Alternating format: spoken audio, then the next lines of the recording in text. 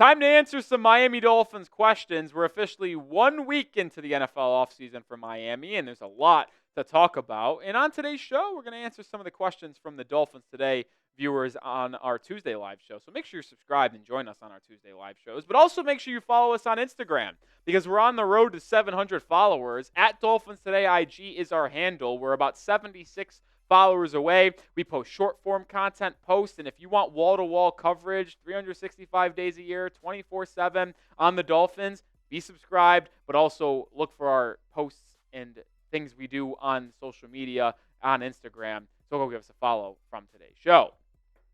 Joshua Santiago with our first question. How much cap space will the Dolphins likely have to work with this offseason, whether keeping Tyreek or making that move after June 1st, like you said? All right, so right now the Dolphins are about $2.5 million over the cap. But it is expected that the Miami Dolphins are going to be able to generate about $25 to $40 million in cap space based off contract restructures, potential releases. We'll talk about cut candidates over the next 2 weeks and trade candidates as well outside of Tyreek Hill. So when you're talking about what Miami could potentially be working with when we get to the first week of March in NFL free agency, I expect it to be anywhere between 25 and 40 million. We also have to see what happens with Teron Armstead, because if he retires, you can designate that retiring post June 1st and save another $10+ million against the cap. You can restructure Bradley Chubb's contract. You can restructure Tua Tagovailoa's contract to reduce his cap hit this season and push it a little bit more down the line. So we'll ultimately see how Miami creates cap space. It's hard to project, especially right now, since we know they're going to do a lot of different restructures, cuts, and contract moves. So it's hard to project, like I've mentioned a couple times, but I do expect it to be anywhere between $25 and $40 million. If it's higher than that, awesome. If it's lower than that, not good. Hammy Games with a question. We need a reliable backup quarterback for Tua. Maybe trade picks for Justin Fields. Thoughts? Hammy, I agree with you. Absolutely need a more reliable backup for Tua Tagovailoa. I got good news for you. You don't got to trade for Justin Fields because he's an NFL free agent.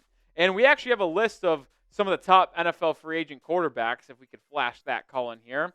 Fields is one of them, but I don't think he's going to be in play for the Miami Dolphins. Why do I think he is not going to be a potential option for Miami? It's because his talent, the way he looked as the starter for the Steelers for the first 5-6 weeks of the year, I think there will be a team out there that potentially gives Justin Fields a 1-year, $10 million, $11 million deal and has Fields be their starter to start the season either as a bridge guy or an experimental guy.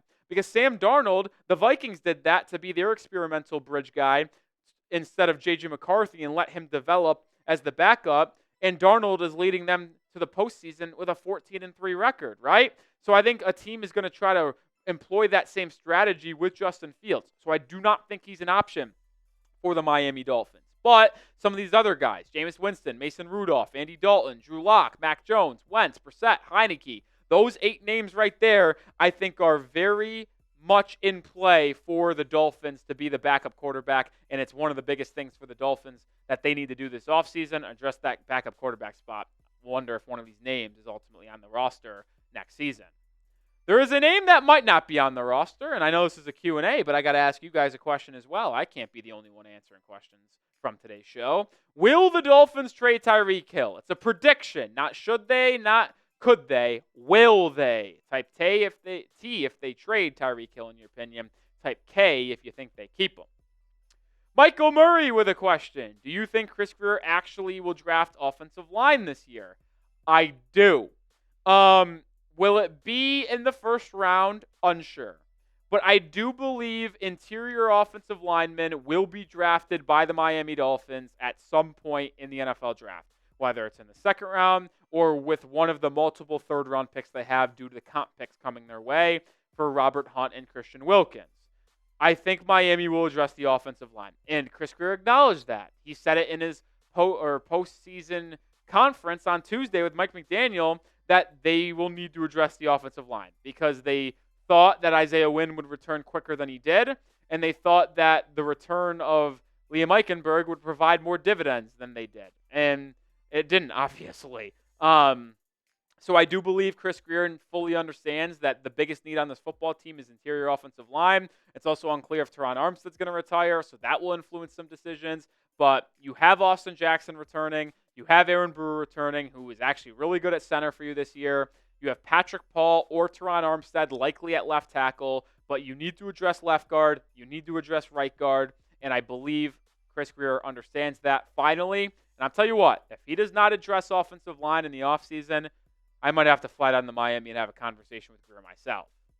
But I need to have a conversation with you guys about playing PrizePicks because it is the number one daily fantasy sports platform out there. And with the playoffs here in football, you need to get started with PrizePicks. All you do is pick more or less on at least 2 players for a shot to win up 1,000 times your cash.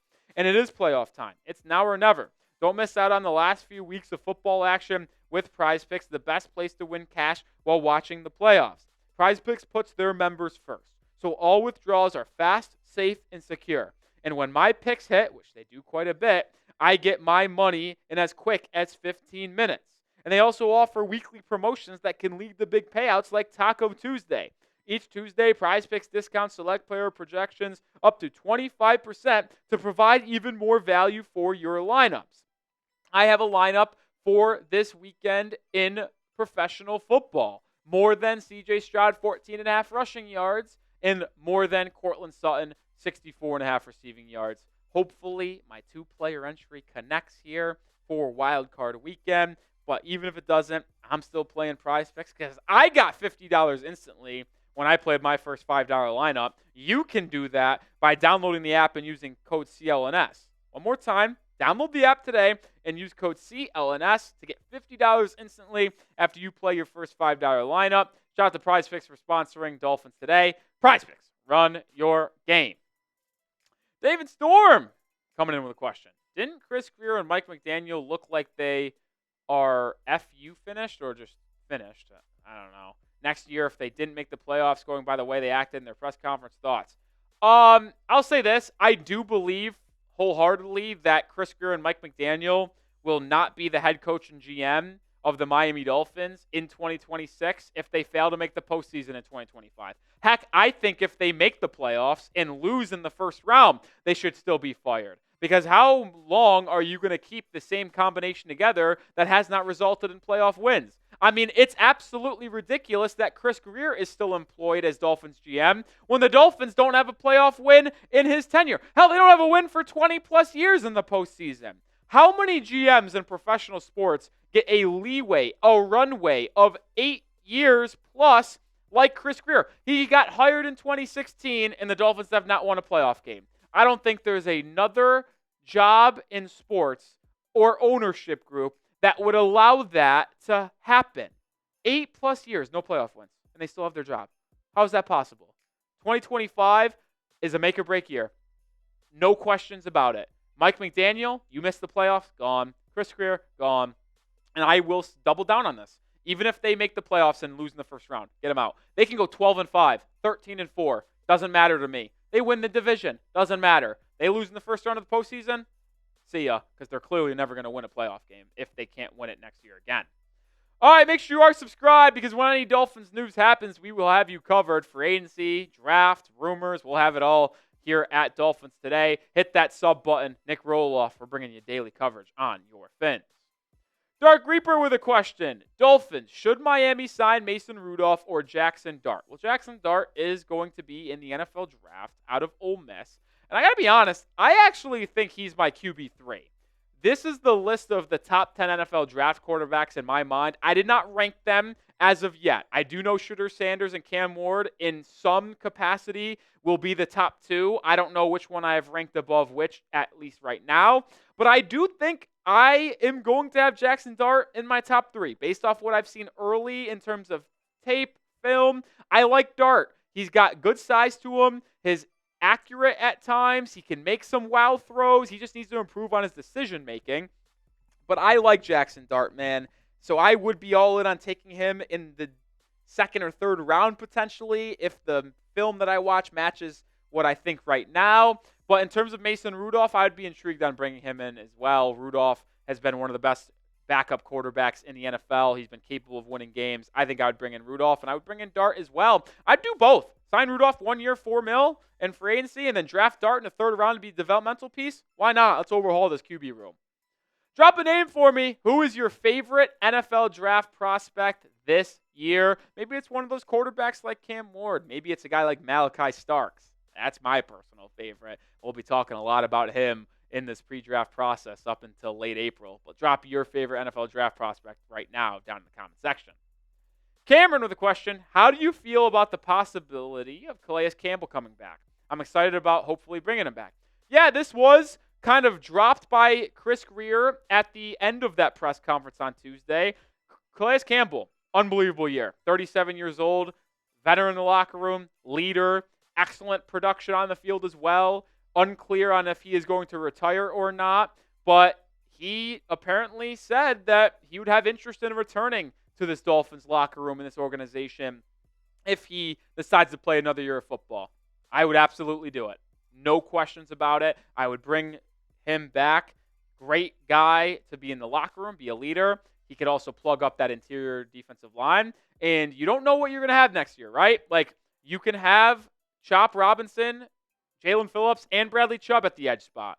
And if you pair that up with Zach Sealer and Calais Campbell on the interior, pretty solid defensive line. Add another interior defensive lineman for rotation and a pure run stuffer, and you're going to have a really, really good front in Miami next season. So I would be all in.